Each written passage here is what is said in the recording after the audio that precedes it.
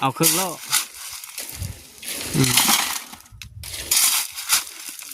พอแล้วครึ่งโลสิเต็มโลเลย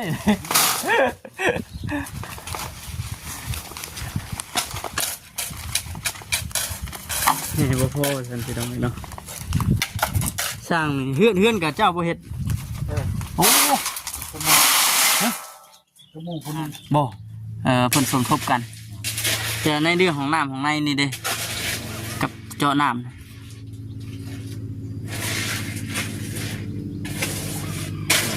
หลายคนอยู่บางทีเพิ่นอาจจะจำบ่ได้ก็มีพี่น้องอยู่นะมันหลายทานผู้ใหญ่ผู้เพิ่นสงสารผู้เพิ่นอยากช่วยให้ในสิ่งแล้วแต่บรรยากาศนี่ขนาดพี่น้องเลยนั่นแหละคือมืดบ่คำนี่จะเป็นบ่สิ่งเด้อปานนี้เนาะ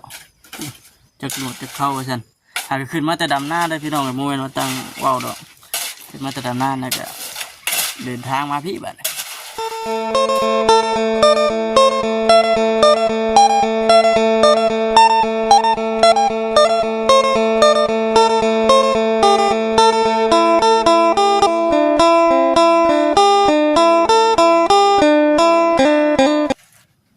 พอดีงามสับพี่น้องเนาะเพื่อนเราเนี่ยมันโหดได้ยังขักเติบได้พี่น้องพูดพอดีอยู่นะอะไรก็ได้เด็กพี่น้องเลยมื่อนี้นะมีโอกาสพี่น้องออกมาข้างนอก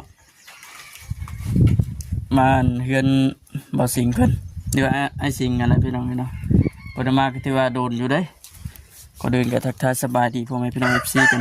ทุกคนนั่นเด้อพี่น้องเนาะเฮ็ดยังนี่ท่านกำลังเฮ็ดยังเลยเฮ็ดกอกมันบ่สิปอดโธ่ลึกหลีบ่ได้มาถึงมีครบเบิดอะไรบาทนี่เนาะยังแต่ไฟฟ้าบาทนี่บ่มีแล้วมันไกลบ่จังนี่พ่อจากบ้านน่ะไกลบ่ไกลเติบบ่มีแต่สายสูงเลยบ่โอ้ตัวพี่น้องเนาะลุยผู้เดียวเฮ็ดผู้เดียวบ่เฮ็ดเราใกล้ๆนี่เนาะจะขึ้นมานี่ก็คอยเฮ็ดไปยังบ่ได้ดำหน้าบ่ยังอยู่โอ้ทั้งพี่ยังบ่ทันดำอยู่เนาะอยู่พุ่นเลยผู้แรกก็มีได้มีสิบางบนเนาะบางครอบครัวแล้วก่อนมาเห็นทีเฮ้ยหลายคนดำอยู่เนาะเนาะบ่ได้หลายหวานเนาะไงบ่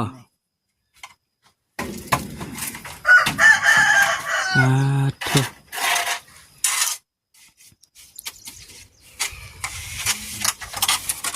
กบกับเพิ่นเทกำลังเทพื้นพี่น้องเนาะ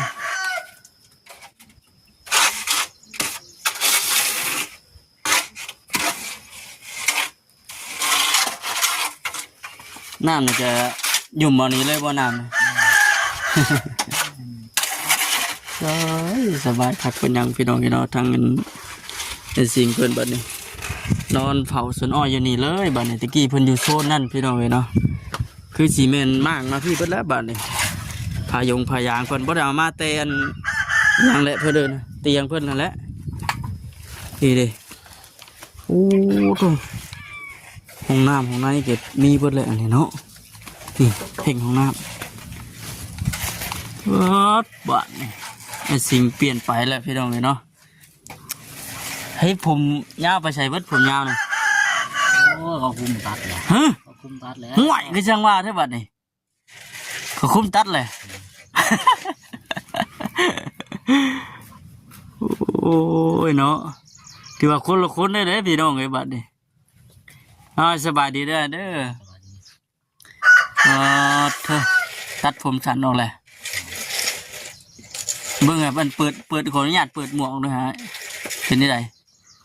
เบาปะนี่เด้พี่น้องเนาะเบาคักไปยังบ่เนี่ย เจ้าของนะคือสิบ่อยากตัดปานใดดอกเนาะเบิ่งนี่เนาะโอ้ถ้าเป็นได้นอนเฮือนหลังใหม่นั้นฝันดีบ่บ่ได้ค่อยฝันฮะบ่ได้ค่อยฝันบ่ได้ค่อยฝันเลยอ้าวคือสร้างว่าแท้โชคชัยโชคให้ลาบแท้จังมื้อแล้วนี่เอาไปมื้อวันอาทิตย์ วันอาทิตย์ที่ผ่านมาบ่วันอาทิตย์มื้อนี้วันหยังวันพฤหัสเนาะมื้อเนาะโอ้จันทร์การพฤหัสโอ้4มื้อนี้ใช่เนาะ4มื้อนี้พี่น้องเอ้ยดีใจนำเด้อดีใจนำที่ได้เฮือนซานเป็นที่ดินตัวเองกันเรียบร้อยแล้วบ่ชื่อเรียบร้อยชื่อแล้วเนาะพี่น้องเนาะจึงตั้งเฮือนตั้งซานได้บ่ใช่เป็นผู้ใหญ่ทางใดเฮ็ดให้ผู้ใหญ่ทางแม่เพชรฮะแม่เพชรแม่เพชรผู้ใหญ่ทางใดบ่หลายท่านเพิ่นสมทบกันแต่ในเรื่องของน้ำของในนี่เด้กับเจาะน้ำ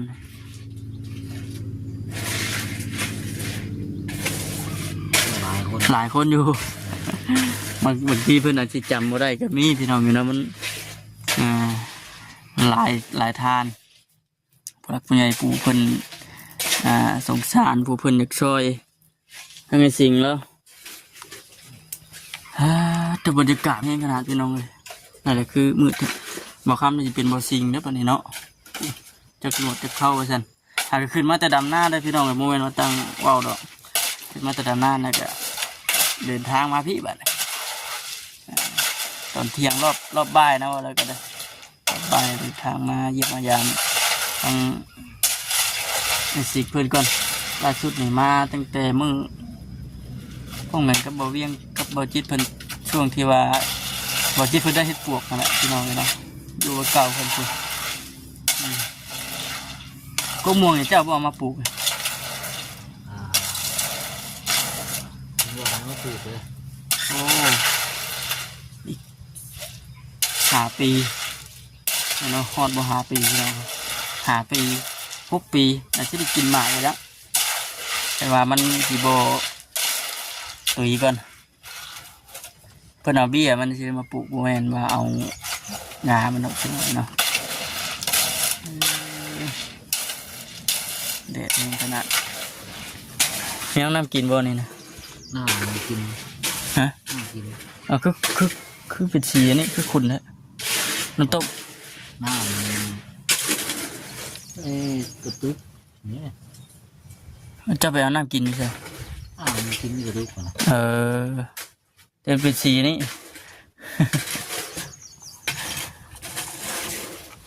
มีหอมหมอลำพุ่นแด้แบบนี้เนาะลองเปิดเบิ่งด้วยฮะเป็นยังไงนูนรายการโดยกาแฟสบายดีคอฟฟี่กล่องสีเหลืองและกาแฟเนาะบัวเงาอะไรแบบนี้เนาะบัวเงาอะไรดีใจพ่อมดีใจเลยเนาะคิดฮอดอยู่บนเก่าบนธรรมดาอยู่เนาะมันกับโบไก่กันบ่ได้ติเฮาตะกี้เฮาเผาอยู่โซนนั่นมาเผาอยู่มันเป็นแปลงเดียวกันบ่อ้อยนี่เดือคนละแปลงเอ้าคนละเจ้าบ่บ่ได้แม่นบ่ตัวเทียเจ้าอันเผาอยู่หั่นน่ะคนละเจ้าแต่เนาะคิดว่าอ้อยแปลงนี่มันต่อกันนะพี่น้องเนาะบ่ต่อกัน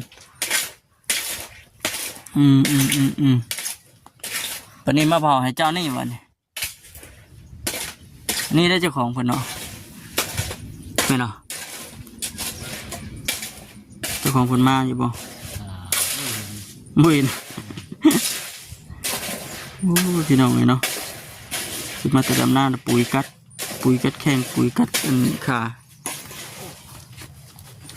เป็นนี่ได้น้ำบ่พอบ่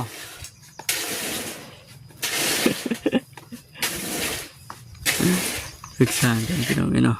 เช็ดบนได้ของน้ำเจ้าน่ะมีบอลนะบ่ฮะเอาลูกหายไอ้ มีขุมมีอย่างเลยบนนั้นมันเป็นแต่อันนี้ มันเป็นโชคกันบ่โอ้มันกะบริคุณเลิกเนาะเอาลงโป๊กขันรถสบายแล้วกินข้าวอะไรมื้อนี้นะ อ่ากินจะเท่า กินกับยัง ไก่ ฮะ ไก่มันซื้อมาให้ว่า โอ้กินกับไก่พักแล้วบะนอนเฮือนใหม่ ยังขาดแนวหนึ่งคือไฟฟ้า ไฟฟ้านี่แคนว่าเนี่ยมันไก่เนาะมันไก่จากรักมันบ่เป็นว่าแน่นอนนะพี่น้องพาไปเบิ่งเนี่ยนะเฮือนใหม่มันเป็นยังไงไปฮะไปพาไปเบิ่งเลยอันนี้ได้เชียวป้าแต่ขนาดเสาก็ยังแบบสีหุ่งสลึกอยู่ได้พี่ดอกเว้ยเนาะลึกก็ดีไอ้สิ่งนี้บ่เพื่อมาบ่ได้โอ้มียังนี่เลี้ยงไก่เอกไก่จะบ่นี่ ไก่ชื่อมา โอ้เพื่อให้เลี้ยงพร้อมไว้บ่นี่ให้เบิ่งดูป้าคิวก็ลูกกลัวพี่น้องเว้ยเนาะไว้ดีเลยเฮือนเราผู้ดีอยู่คนเดียวสมบูรณ์โอ้สะอาดปานยังบัดเจ้าหนึ่งเข่าหนึ่งอยู่ใช่เฉย ไม่มีพูดละ อ๋อบนเฮ็ดอยู่กินเฮ็ดอยู่พุ่นกลางค่ำกลางคืนมากระจุดทูบอยู่หันบริหารยุ่งไว้หลายแล้ววะ เปิดประตูวงเหยียบเงี้ย ฮอดจุดอยู่เนาะกลางค่ำกลางคืนกะจุดยาวยุ่งว่าสันโอ้คักไปเลยโธ่พี่มานั่งพี่ไปดีใจน้ำเพลินพี่น้องจะท่อน1 2 3 4 5 6ท่อนเนาะ6ท่อนกัน1เข่า1น้ำแล้วเดี๋ยวนี้ในเฮือนในซ่านอะไรกันมันเฮ็ดความสะอาดมันเก็บกวด ตักหินเลยทิ้ง ไปตักหิน ผมรอเด้อ หินบ่พ่อป่ะ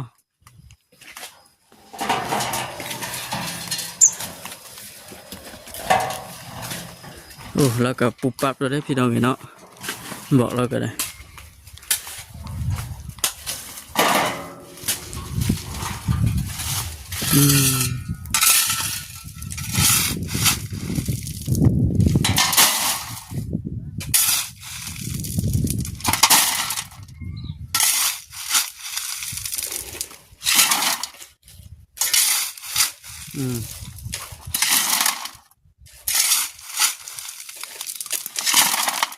เอาครึ่งโล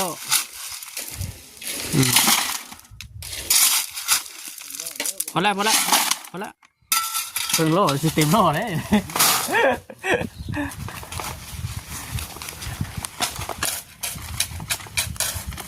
นี่บ่พอสันพี่น้องเนาะสร้างนี่เฮือนกับเจ้าบ่เฮ็ดโอ้ ชั่วโมงคนนึง บ่ปาดโถจอดอันนี้นี่เนาะใส่เวลาจะมือก่อนนี่นะนี่7 มือเลยทิศหนึ่งเลยโอ้รวดเร็วเนาะปุ๊บปั๊บได้ขึ้นอยู่เลย เข้าเห็ดนาเด็ก มันเจ้าเนาะมัน มันติดช่วงฤดูฝนเนาะติดช่วงเงินยามหายยามนาเนี่ยพี่น้องยันสามเป็นเจ้า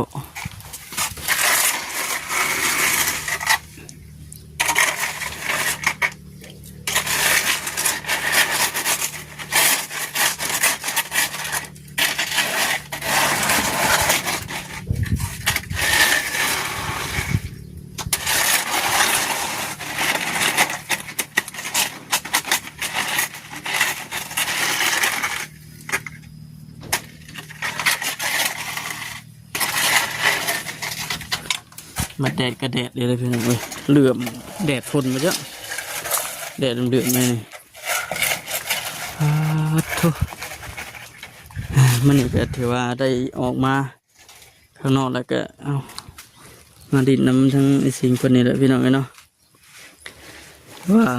สร้างเพิ่นใช้เรียกกะเฮ็ดน้ำเพิ่นเฮ็ดน้ำสร้างเฮ็ดให้ตัวเองเนาะ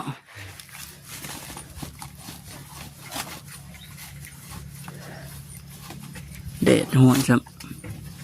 บ่ได้หาเฮ็ดบ่มุ่นไปใช่อยู่น้ำสร้างใช่ไหมเนาะมียังให้สร้างเพิ่นกินเพิ่นบ่ได้กินอยู่นี่บ่ผมไม่กินเพื่อนเลยโอ้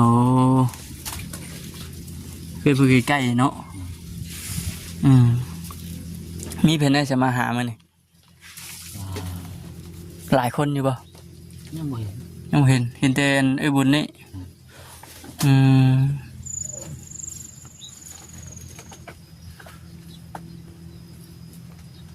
เอาอย่างนี้มีแต่พยางนี่ว่าเอามาอยู่หุ่นน่ะโทษครับพอดีพี่น้องไปนี่บนอยู่บนจะอยู่กินแล้วดังฟืนดังไฟอยู่นี้กลางคืนมาเปิดหมอลำพังหมวบอยู่แล้วเนาะ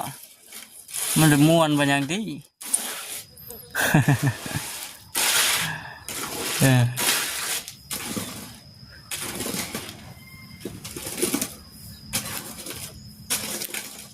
เด็ดเลยพี่น้องหักมือเช้านี่น่ะตกได้คนทางบ้านทางพี่บ่ได้ตกนะบ่ได้ตกตกบ่ทั่วกันเนาะคือว่าบอกคำบ่ได้ออกมากันโอ้ตั้งแต่เริ่มพูดให้พี่น้องเริ่มดำนา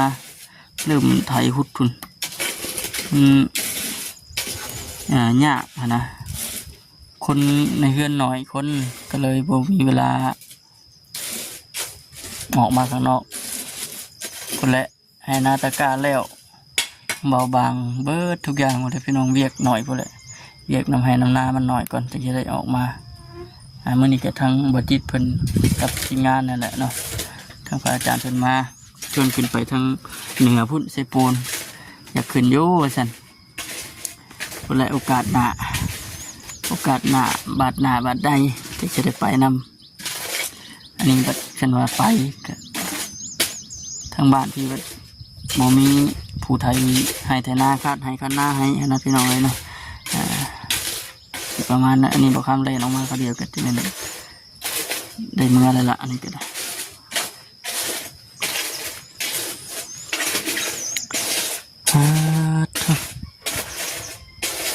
บักมูในสวนนี่บ่นี่น้ำไห้นี่มันอยากหดน้ำนะเนาะปลูกม่วงนี่จะว่าสิงามใหญ่ไว้เป็นยังไงจ๊ะรุ่นวันเรางามม่วงยังนี่ม่วงชอบ่คือม่วงใหญ่ก็ม่วงบู๊เปิดเอาเป็นเบี้ยสิเลยเนาะโอเคฉันพี่น้องนะมีตัวสีจบคลิปก่อนพบกันคลิปหน้าคลิปใหม่เด้อพี่น้องเด้อเนาะโอเคสิงสบายดีเด้อเด้อป่าพี่น้องเนาะจังไรก็อยู่ดีมีแหงฝากกดไลค์กดแชร์กดติดตามคือเก่าเด้อพี่น้องเด้ออย่าเผาลืมแล้วก็อย่าเผากดข้ามโฆษณาบอกข้ามไปโอเคพี่น้องอยู่ดีมีแหงกันทุกคนเด้อเนาะสบายดี